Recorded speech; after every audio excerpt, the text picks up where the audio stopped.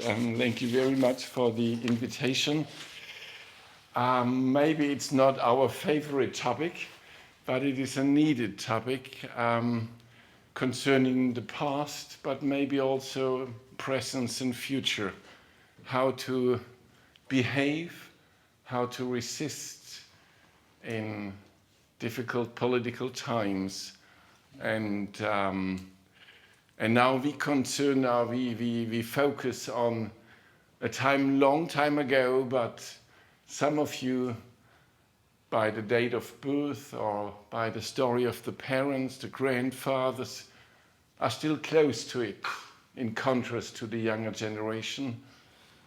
And as Arne said, I try to summarize results or perspective of a long study. I never did it before in such a way, almost 12 years of concentration on one topic, which is not a favorite topic of the soul, but a needed topic: anthroposophical medicine, pharmacy, curative education under National Socialism. Trying to summarize, and first time I had to do it, the summarizing activity, it was in Boston in December before Christmas. In a way, it was a big honor because the Harvard University invited scientists of anthroposophy to a colloquium in their famous old university. I mean, it's not old for Middle Europe, but for the United States of America, Harvard was founded in the 17th century, 1636. So if in Europe or Middle Europe, there was the time of the 30 Years' War. In the United States of America, this university was founded and became, as you know, one of the most prominent one. So they have many winners of Nobel Prizes, 161 winners of Nobel Prizes came from Harvard. 8 presidents of the United States of America, which is maybe not, in our days, it would not be an estimation of the university, but the actual president is not coming out of Harvard. There were different other. The last one was Barack Obama, as far as I know. Before it was John F. Kennedy, Roosevelt, quite different to the actual one. But a famous place, and it was also a surprise when the invitation of Harvard came. It was especially came from one faculty. It's called the Divinity College, which is a wonderful name for a faculty for theology. In fact, it was founded in 1816, a little bit later, but still the lifetime of Goethe, 1816. They founded a divinity college in Harvard, now a faculty for theology, and they invited anthroposophists or students of anthroposophy, scientists all over the world for presentations, so a call for papers, as they call it in academic spheres, call for paper, and you could send papers to the Harvard University and they could accept or not. And if they accepted in a positive way, you were invited to give a 20-minute speech there in this colloquium. I didn't want to send any papers. I was busy with other things, but the colleagues at the Goethe thought that this study should have a chance to be presented there. And finally, I was one of those who had to present. So in December last year, I went to Harvard, and this is good for me for today, because there I had to summarize in 20 minutes. So hopefully today I'm able to summarize more or less in 1 hour. I said to Arne, have a look to the time, and because maybe more important than my trial of summarizing is that we have time for your questions, that we can really share our questions. And I said in Harvard also, it's not only a long time, 12 years to work on a scientific project, but also it was insofar special because I did it with a team of colleagues. This is not unconventional, but we had a board, a scientific board of completely non-anthroposophical experts. So from the beginning, we said we need to have a critical review, and this shouldn't be anthroposophists at all. This should be specialists for the history of National Socialism, especially concerning medicine, and also curative education, psychiatry. And we found them, and this was a very positive experience, I have to confess, because two very famous professors of the Berlin University, of the Charité, and it was for free. So they accompanied us over 12 years, and we had many meetings, and they were really willing to read, and they read 2,500 pages. And we met again, and we discussed, and so sometimes in anthroposophical circles there is an image of the outer world, including the academic outer world. They call it outer world, Außenwelt. And it is identified maybe not with evil, but identified with non-spiritual aspects of modern culture. And I would say this was for me such a positive surprise, that they were only interested in our research, in what we found out. They had no clear image what is anthroposophy.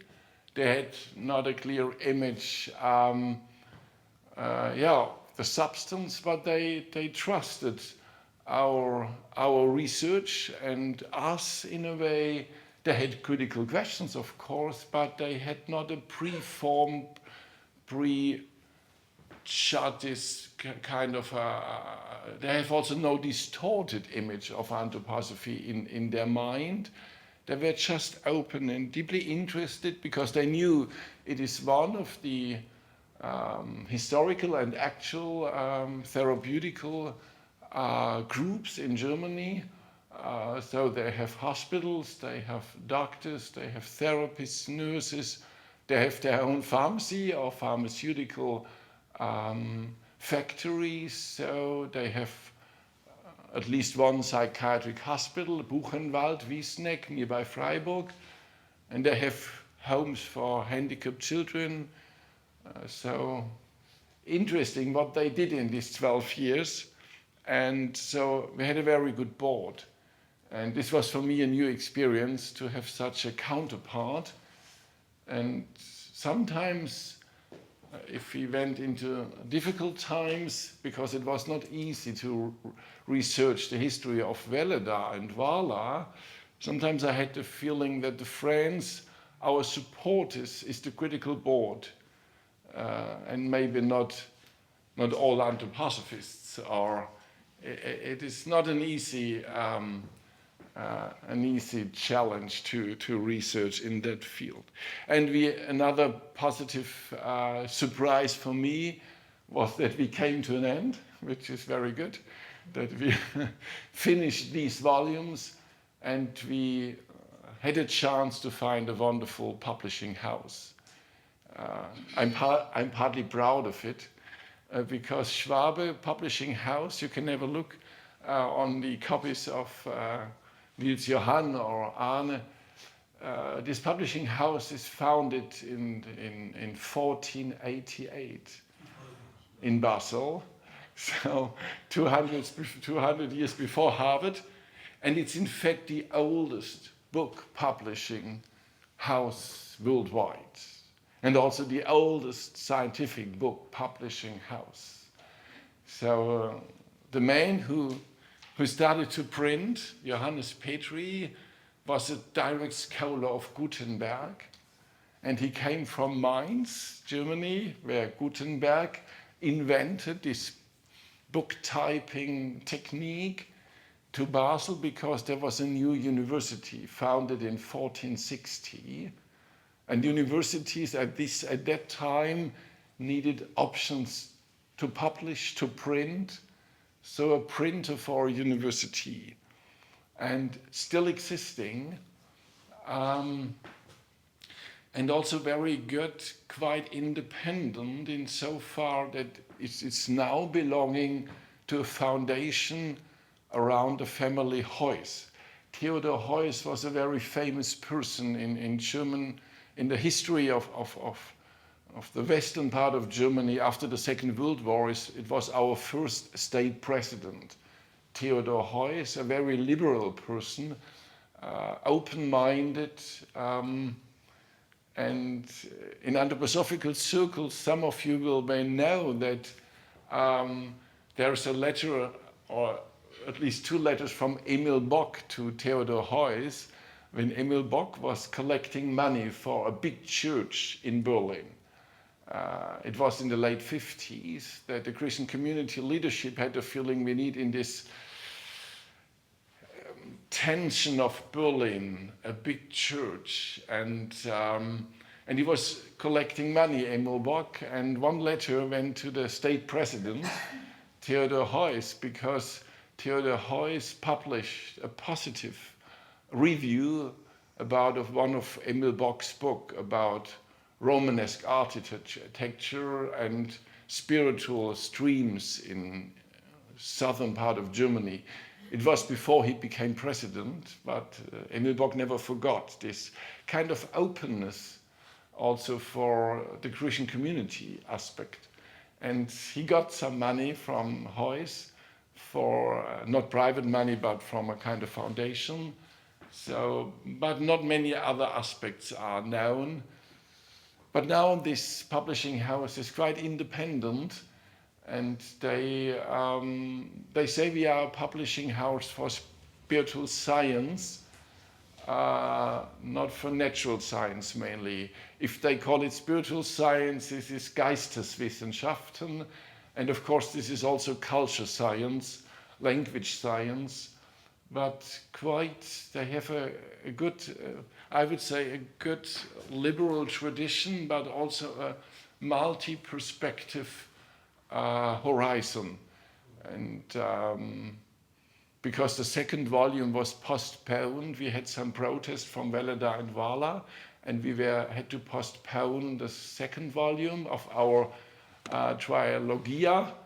I used the time to write a book about Rudolf Steiner to his 100th death day, and published also in Schwabe Publishing House, which was also one of the positive experiences. So we had a cooperation in the last few years, and the culmination and the end will be volume 3 and 4 together in one volume, but 2, and they will come out end of July, beginning of August this year. It's about psychiatry, anthroposophical psychiatry, and curative education in this time.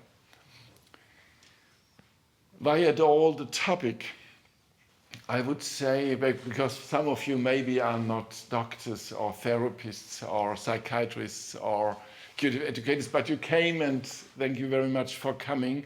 I think some of you know that medicine played a very important role in this 12 years of German history, a decisive role, because this dictatorship was a kind of maybe the first biopolitical totalitarian regime. And this is something very dangerous also for the future. Not a kind of an old type of dictatorship, but with a biopolitical dimension. Biopolitical insofar that they said we need to select life worthy to be lived and unworthy life.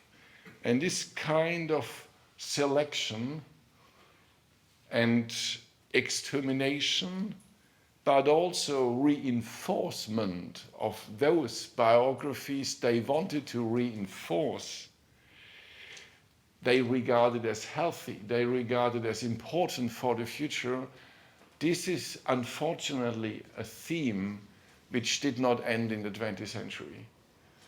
Still today, and partly even getting stronger again is the whole debate about what they call euthanasia, what they call selection, what they call life worthy or unworthy to be lived. And if such a society which intends to distinguish between what they think what is life worthy to be lived and the other one, then in such societies doctors play an important role. And so the anthroposophical medicine came in such a time, and it was a young medicine in my understanding. Some of you will know that the first anthroposophical clinics were opened in 1921. That means they were 12 years of age, so before puberty and adolescence. A young movement, only 12 years of beginning, and then coming in such a time, and the center was Germany of the new anthroposophical medicine, directly being part of this destiny of the 20th century and this kingdom of the darkness. And if you talk about curative education, I mean, Bente knows better than me, but it was only 9 years. So the first course Dr. Steiner has given, and the initiative started in Jena and Arlesheim, 9 years of age, 10, middle of childhood, we would say, in child development. So 1933, when the Nazi government came into power or became a government, so they were so young. And now, how they behaved was our main question. Probably not all of you will read the book. So I have to say, my main intention was not only to deal with history. I'm not a historian. I learned, and I quoted Timothy Snyder. I learned from Timothy Snyder, and I quoted him in Harvard, the sentence, history does not repeat, but it does instruct. This element of instruction is the most important one, I think, in all dealing with history. We need to learn about the past. We need to develop historical consciousness and conscience. Also in an anthroposophical sense, St. John's mood, historical conscience. And since 2008, I gave seminars for students of the University Wittenherdecke in Auschwitz-Birkenau. This was a new initiative by me and a colleague at university that we said we'll leave university, we go out. We reach out, we go to the places. We can talk about the Holocaust or the Shoah and medicine and biopolitical regimes and the danger of euthanasia thinking in the university. But we can also do the same at the places. And the first seminar took place in 2008 with quite a group of students. So 30, 40, 50, and it was their own free will. It was not a mandatory curriculum. They could decide to go or not to go, of course. And I had a chance to do it together, and because my best friend is, he's the leader of the digital archive of the memorial site in Auschwitz-Birkenau, a Polish friend, and we did the seminar together with his staff there, and we did it since. And I realized how important it is to try to learn and understand on the ground where it happened. And it's also for younger students, or for students at all, very important to experience and not only to see slides, or I can't say anymore not only to read books, because I don't read anymore. So textbooks at university are out, as I realize, but they have their handies and maybe some screens. But it's so different if you go out and study there. And we did it since. I did it also with a group of Anthroposophical doctors of Germany. I've been there with the leadership of the Christian community. I've been there with young priests from the priest seminar in Stuttgart. It is not at all a tourism, but it's a need to go there. And I come back to this project on the books. We wanted to research on the level of structures, but also on the level of biographies. Because at the end, it's not a question how did anthroposophical medicine reacted to National Socialism. At the end, it's a question how this doctor or this doctor, how this curative educator or this one. So at the end, it has a level of personalized history. And this is very important, I think, for all of us, but also for the students. It depends on you, finally, and especially in the future. It depends on you. Now, how to structure a little bit the time we have after this kind of introduction. In Harvard, I sketched 5 topics shortly, and I will do the same here, but we have then time for conversation. I will sketch shortly what came out for us, my little team, about NS ideology and its consequences for anthroposophical institutions. Or we can also say how the state, this German state, this dictatorship state, saw our anthroposophical institutions, and mainly now anthroposophical medicine, curative educators, and so on. And then secondly, how they reacted.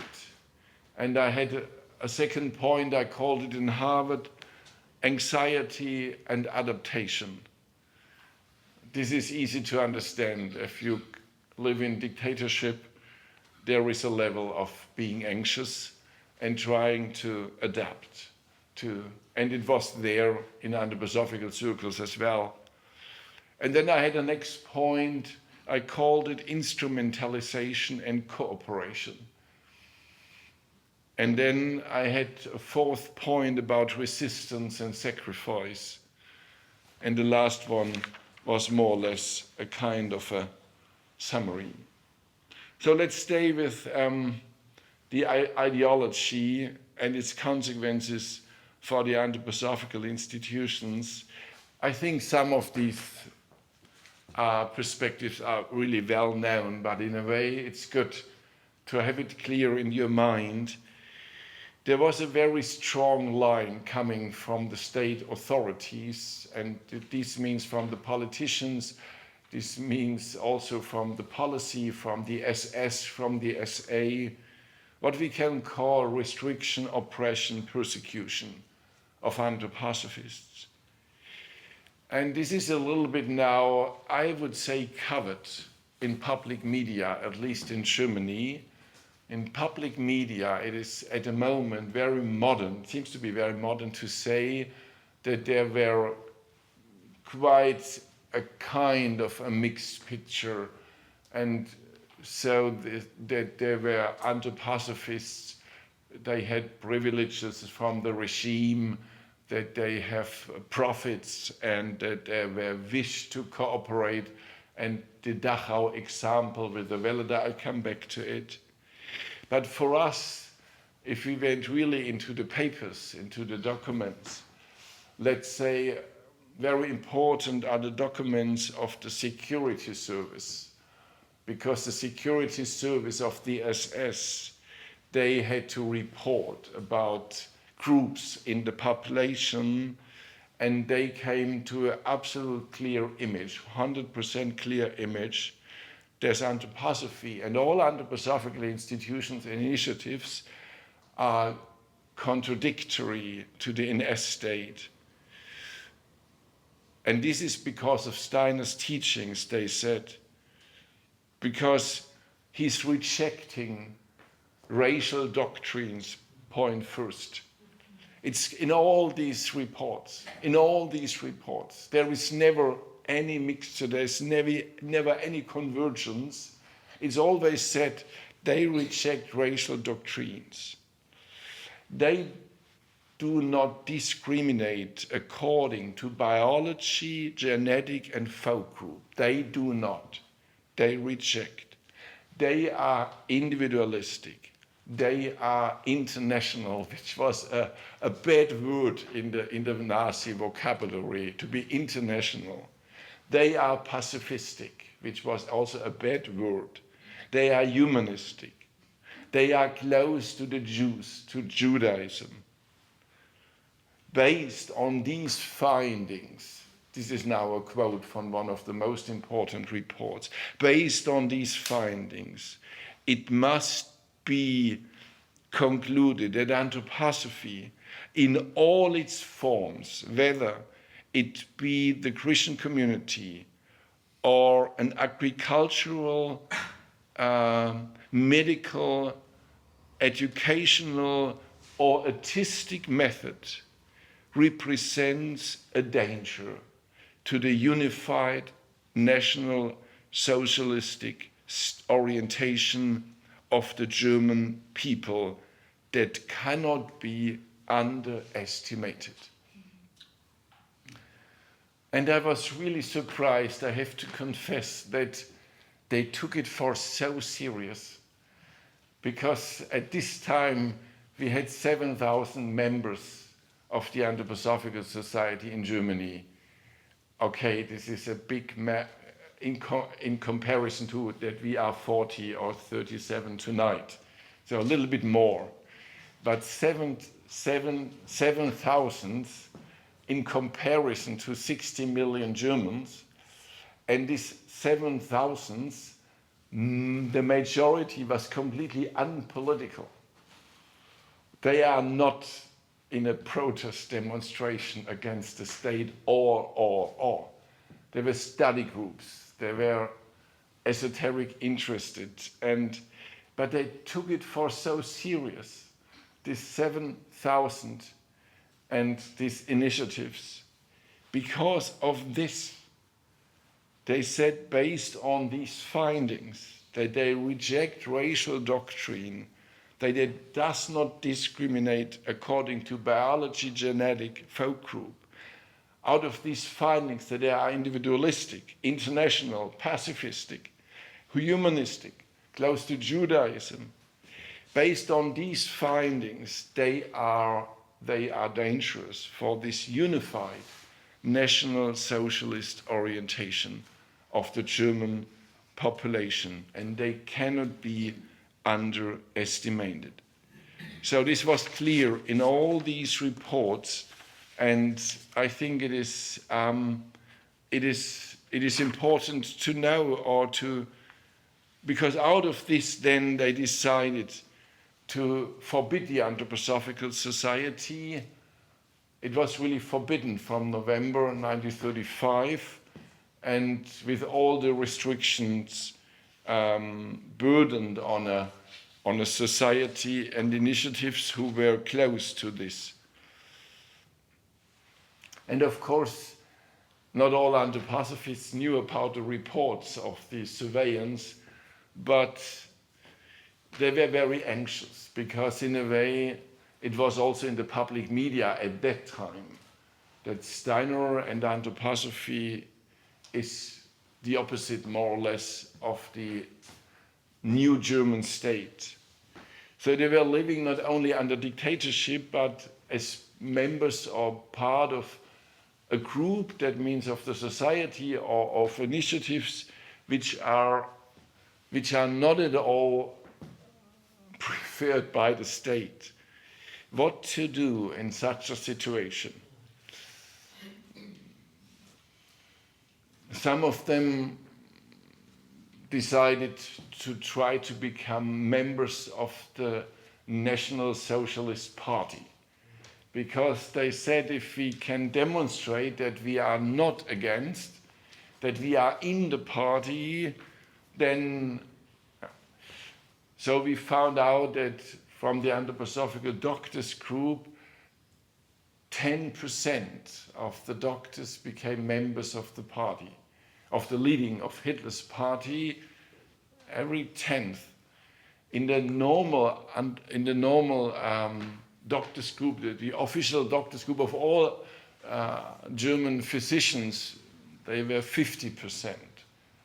So it's really less, only 1/5. But we can also say 10% are 10% too many.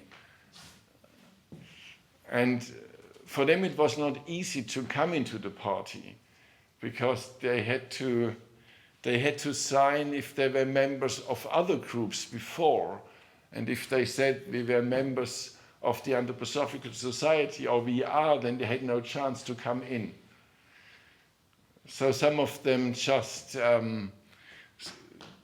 deny that they have been or still are members of the Anthroposophical Society. I only wanted to say it was not easy to become a member of the Hitler Party if it is documented that you have been a member to the Anthroposophical Society.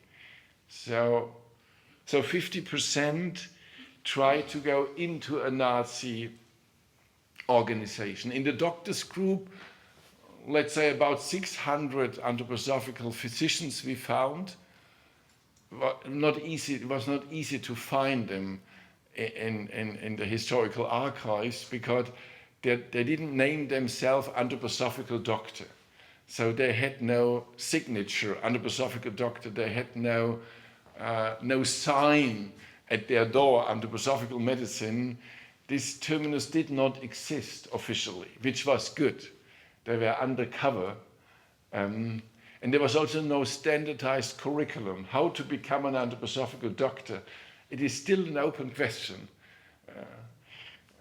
But in Germany and in some other countries, we have now curriculas, but they did not have. But it was also good.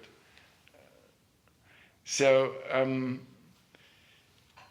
10% of them decided to go into the party, or succeeded to go in.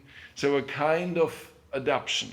And from this 600, I wanted to say, we found by the documents about 5 who were convinced that the National Socialism is a good thing, and that you can combine it with anthroposophy.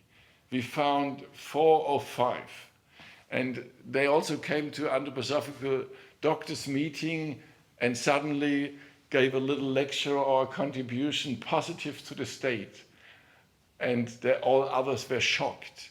And that's what we found also in the documents, that they were regarded from the rest of the group as being completely, having become crazy. So a little group, but a very small group. One of them lived in the Netherlands, and some others in Germany were convinced. But probably the majority of these 10% they became members, but maybe were not convinced. But there are different reasons for becoming a member. Also from the German population in general, there were different reasons to become a member of the party. But this is an element of adoption. Another we found were kind of rhetoric declarations of loyalty, abundant in the Waldorf schools.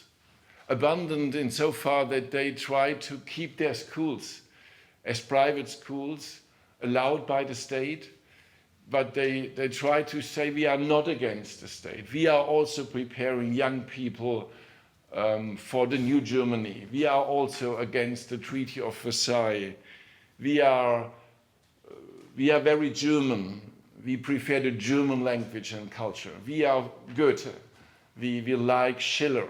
So they try to find a common base with the National Socialism. Partly also the curative education representatives in some papers, that they say we try to bring into the new German state those who are at the moment not only handicapped, but insofar a burden for the state. So we try to By our trials of therapy, we bring them back to the Volkskörper, to the body of the German folk. So we are also working for the Deutsche Volkskörper. So they use the same words, and of course this was never the main motivation for anthroposophical curative education, to bring an individuum to the body of the nation. But they said they do. We know that many of these declarations were rhetoric, just for the authorities. And we also know that they did not believe in these anthroposophical declarations. But they knew that it is just rhetoric. But sometimes they believed in the dignity of their own declarations. So there were compromises, under the signature of adoption. Compromises to keep the institutions going, to keep them open. And of course we can judge it in a negative way and say, how could they do? But on the other side, this is not my main topic, the Waldorf schools, but to keep them open under National Socialism, that meant that they had to dismiss all Jewish teachers. They had to dismiss them or they were closed. So what to do? Of course you can close yourself, but then it's done. So then all these children had to go to the state school, the Hitler schools, more or less. So they tried to keep their free Waldorf schools, but they only could keep them if they dismissed their Jewish teachers. They did not dismiss them, just go. They organized that they went to the Netherlands or to Switzerland or to the United States of America. So as Hebel, and maybe you know some of these Jewish anthroposophists or anthroposophists with Jewish background, but this is a compromise, a classical compromise. Also, some of the curative educator institutions, we found out they were forced to dismiss some of their co-workers because they had a political left-wing position, which was documented, or some other elements. And they dismissed them, or better to say, they brought them to another place. And we also found out, this is even more severe, that they had to dismiss some children which were severely handicapped, or as they said, mentally ill. The local authorities say they are mentally ill and you can't keep them. So if you want to keep your institution going, you have to dismiss them. And they did. In some cases, we know that they brought them to Ita Weckmann in Switzerland, so it was never just go away, but in fact, they underwent the compromise to keep the institution going. And of course, I think we can understand it, because if the school is closed or for the handicapped children it's closed, then it's done. But on the other side, and this is very modern, you come in a very difficult sphere, because the perspective of the institution is maybe getting more important than the perspective of the individual. So I would say it's a tricky thing if you think in the survival of the institution more than in the survival of those who are these children, or so kind of a self-dynamic to keep the institution going. And this is very modern in our times, the same problem, not totalitarian, but how to keep the institutions going. And we know that sometimes in our times, under total different condition, this develops a dynamic of losing the inner identity. At the end, you have the institution, but maybe no more the substance. And for them, it was a real balance. Because really, some colleagues in the Waldorf school, as Eugen Kolisko said, if we dismiss Karl Schubert with Jewish origin, if we dismiss Friedrich Hebel, then we better to close, because these are our beloved colleagues. I don't want to So at the end, Kolisko said, good, okay, I'll go with you at this point, but how long? And later on, the Waldorf schools had to start the early morning with Heil Hitler, so for every single child. And later on, they had, every teacher has to speak a vow for Hitler. So how far do you go in keeping the institution? And the curative educator institutions or the psychiatric hospital of Husemann, they became at a certain point letters from the state, and you have a system of diagnosis. And you had to diagnose those who were the severest handicapped patients or children, and to fix them down, Meldebogen, Fragebogen. And of course they knew it's dangerous. But if they didn't send back these papers, the police will come and close the institution. So they all did send back it. So partly they did what they had to do in the state, but it was very difficult. I make it very short. Instrumentation cooperation. The regime had some interests in this anthroposophical institution. This seems to be crazy if we say it's a contradiction, but maybe some of the politicians knew that the medical practice of the anthroposophical doctors is sometimes quite good. So they brought their own families to them.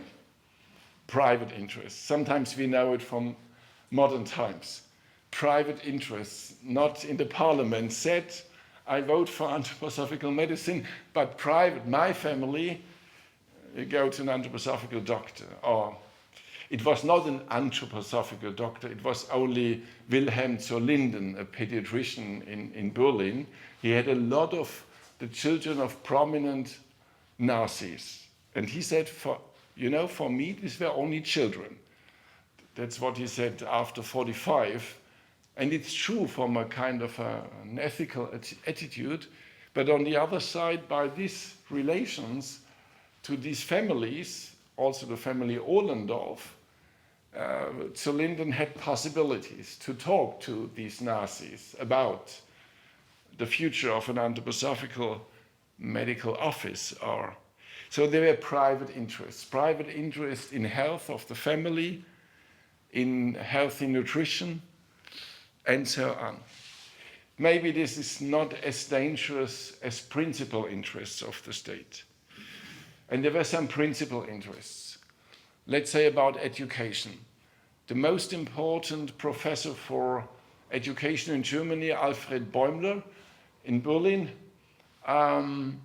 he realized that the Waldorf schools are in a way better, much better than many state schools. He went to see this Waldorf school and he saw that beginning with the upright position of puberty and adolescence, that they went out of the school and seemed to have a kind of a gesture, a possibility of free speaking, self-consciousness. He had a feeling they have qualities in education we terribly miss in our state schools. And he wanted to have a powerful next generation. He had a feeling that the Waldorf schools, they can create it with their method. And he then researched in detail the curriculum, and he said some things are very good there. The only thing we have to really change is history, how they teach history, because they don't focus on Germany, and they teach history about world history and international cosmos, but we want to foster German citizen, not world citizen. We want to encourage a certain national identity. And of course, they have to teach genetics and race and so on. But if they do, they can go on. Maybe they can become model schools of our German state. And we want to have eurythmy, but we won't call it eurythmy anymore. But we'll use it. So this kind of instrumentalization, using elements, not Waldorf education, no anthroposophy, but elements of it for our goals. And this became very prominent, and I think all of you know this example with the biologic dynamic Demeter agriculture, which was for years close to be forbidden in the Nazi state. And then the Demeter functionaries tried to establish a network to politicians who were positive, who said maybe this is really a healthy nutrition, because it's good to know that it was not only a regime of selection and extermination, as I said, but they wanted to reinforce positive life processes. If you think of Nazi medicine, our consciousness is maybe that they killed so many people mainly. It is not so much in our consciousness that it was the first regime, at least in Germany, which supported a lot of studies, research about toxicology, about poisons in biochemistry, about poisons by, let's say, the first proof that smoking is not healthy, but possibly creating tumors in the lung was done in this time, because they wanted to find it out if this is really true, because then it's not good for the German nation to smoke. So for them it was all the political reason. It was not about health. It was about health for those we want to have here, because we want to win the next war. And therefore we need to be healthy people. And therefore every bakery has to offer Vollkornbrot, full cereal corn. They were obliged to offer it. Not 100%, but at least one. And so they supported also economically all these, what we call ecological research studies, spend a lot of money.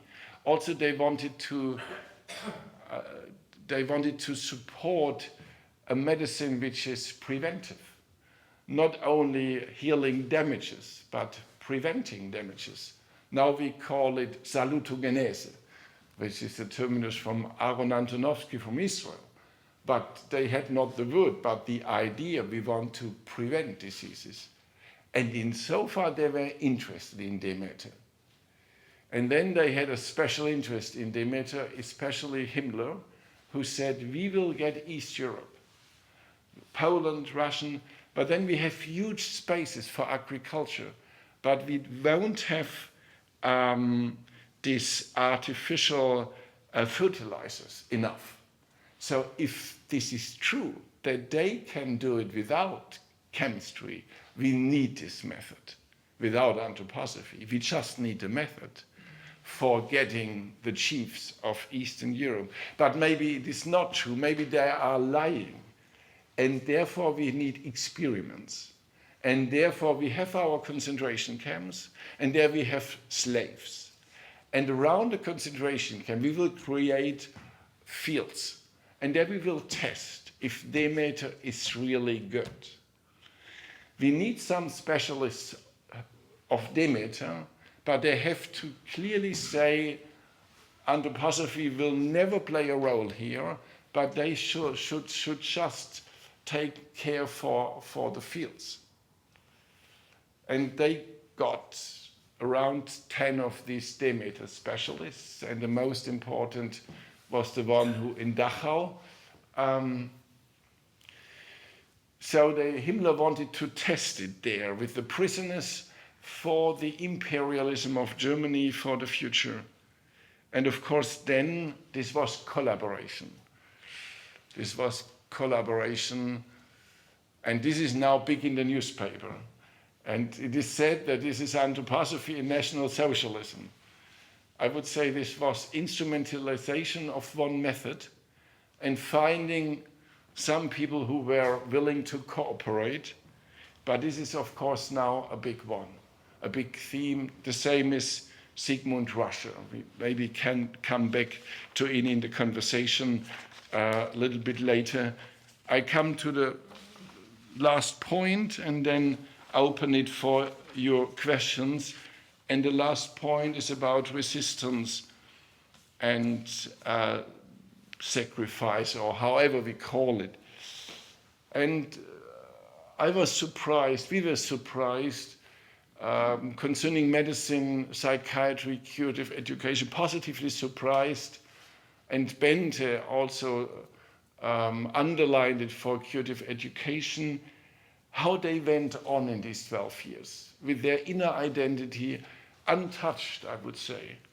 It's really enormous, I would say, how the Veleda or the anthroposophical physicians or the psychiatry of Husemann, they did what they did before. So the regime came and changed the world, as they said. But inside the psychiatry of Husemann, the curative education home, or even the Waldorf school, it went on. And the inspectors coming from the state, they were really shocked that they said, if you go to the lessons in the Waldorf school, it is absolutely, if there is no National Socialism now in Germany, they ignore completely. They do what they ever did with their songs, with their prayers, with their images of Rudolf Steiner. We don't see Hitler in the school. We don't see German songs. We don't see any, so there were a lot of complaining to the ministry, saying they just went on. And we have to say they really did. They went on. We can also prove it in their journals. There is a journal called Welle der Nachrichten, and it had a kind of 80,000 people getting it, 80,000 people. It was just a big magazine, and we reviewed all the papers, and it came regular. And there is nothing until 41, when they had to stop their journal. There is no National Socialism. There is nothing about biology, about race, about German productiveness. It's not there. It's just about healing plants. It's just about a new thinking about health and disease. So all the articles could be published before 33 or after 45. And this is maybe for you not so surprising as for us, because if you have a look to the homeopathic journals of this time and to many of the other journals of phytotherapy, those who treated with healing plants, and so they make a lot of compromises. And the same is the identity of the Waldorf school's journal. They had a journal for the parents and the teachers and for the supporters of the school. There are no rhetoric declaration. So they were brought to the state, to the minister, but the internal journals, which were not so internal, because in a way the Veleda, 80,000, it can go, but they did what they did. And also Friedrich Husemann published three big books, and you can't find National Socialism in these 3 books, published in 35, 38, 41, and then they were all forbidden. But until then, they went on. We could show, in really going deeper into the documents of the psychiatric hospital of Husemann and the curative education home, that they really tried to save every single life and to prevent them from compulsory sterilization and, of course, euthanasia. And they were quite clever and quite courageous in doing what they believed what had to do, quite resistant, I would say. No need to talk about Camp Hill, which was a refugee initiative. And we found wonderful examples of resistance. Traute Page, you have met some of you in Oslo if she was visiting her son Michael. And I mean, she said to me, in 41 in Munich, Husemann's last book came out, The Image of Man, Das Bild des Menschen. And for us, this was resistance. To keep the image, the true image of man, and we studied this book. Unfortunately, Hans Scholl did not study, but the other ones. So the literature, the study culture, Anthroposophy lived more intensified in the study groups in National Socialism than before, even if it was dangerous because it was forbidden. But it gave substance in the Waldorf schools, also with the parents in some groups, in the curative education home. So I would say they intensified their inner identity. And Dieter Wegmann from Switzerland was very important for this line, for this course.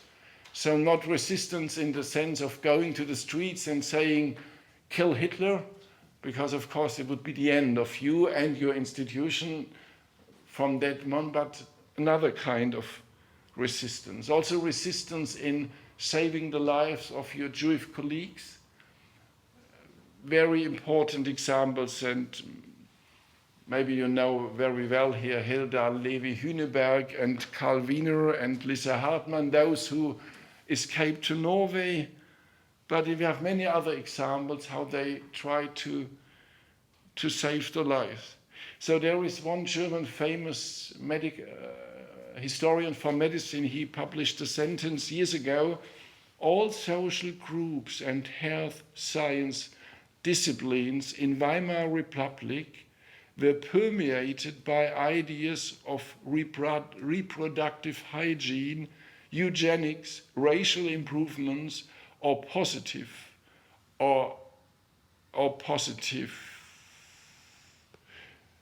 Yeah, and so on. So he said this was common, but we have to say now there was one social group and one health science discipline in Weimar Republic and later which was not permeated by ideas of reproductive hygiene, eugenics, and racial improvement. It was not a very big group, but it was there, this group. And sometimes the seed for the future is the most important thing. So to end and to conclude, it is not a heroic story, not a stories of heroes. It is not about the White Rose resistance group. It is a mixed picture. It is a mixed picture. We have this ambivalence, surviving institutions and subsequent compromises. We have also the problem what one PhD in Canada once called it the illusion of coexistence. Karen Priestman is a Waldorf teacher who at least I don't know, but she made a PhD about Waldorf education in Nazi time, and she called it the illusion of coexistence. And meaning there were teachers, especially the first years after the regime started, they thought they can live with their Waldorf school in such a state. And in a way, I would say it was a lack of political judgment. But of course, for us, it's easier now to see the true nature of the regime. In 1933, there was what the historians call the idealistic period of National Socialism with a lot of promises for the future. But looking back from the Shoah, the image is different but clearer, but a lack of political judgment, because Hannah Arendt and Dieter Wegmann, they were able in 1933 to judge this regime, or even in 1932, because Hitler and his parties didn't start in 1933, they started in 1921. So since 12 years you could follow this. So, but many Waldorf teachers and others, they had no, I would say, sufficient political judgment, and they underestimated the totalitarian aspect of this regime. But of course, it's easier for us to judge it now. But this illusion of coexistence, that it's possible to keep a free Waldorf school in a Nazi regime.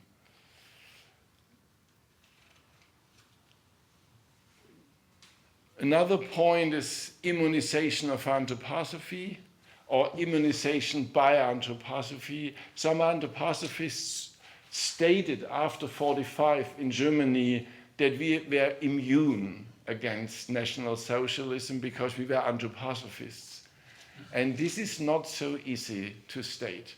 Sigmund Ruscher, his father, and some others, maybe not thousands, they were not immune. So anthroposophy is not, how to say, is not a security that you don't follow the path of seduction. But also, last point is light in the darkness. I think we could show in medicine, in psychiatry, in curative education, that this dignity of life lived in this group in all forms. I think we could show that what Hannah Arendt called personal responsibility under dictatorship lived in these anthroposophical groups, that they came also to very difficult decisions in certain situations.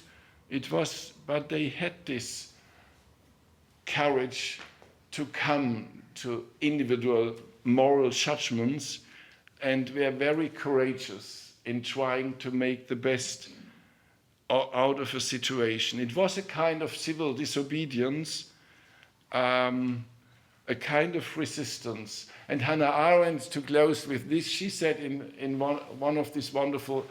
this wonderful essay she published in 1964, Personal Responsibility Under Dictatorship, she said, it is not, at the end, it was not a question of your ethical values, of your moral values, of your, how to say, internalized moral system, because out of a moral system, maybe the Catholics, they should have come to another resistant mood against euthanasia.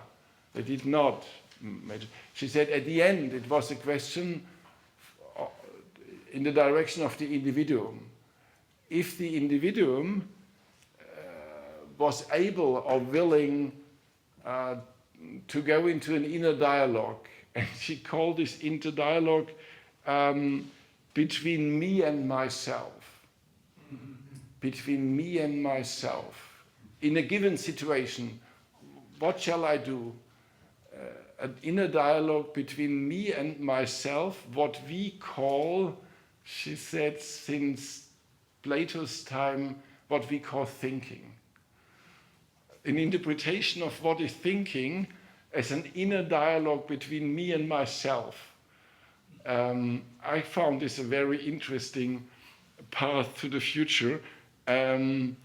And I think we can't say that this was the life situation in all our anthroposophical institutions, but some of us really know that anthroposophy is a path to foster this inner dialogue between my I consciousness, between me, and maybe a level of myself which is not only the daily I consciousness.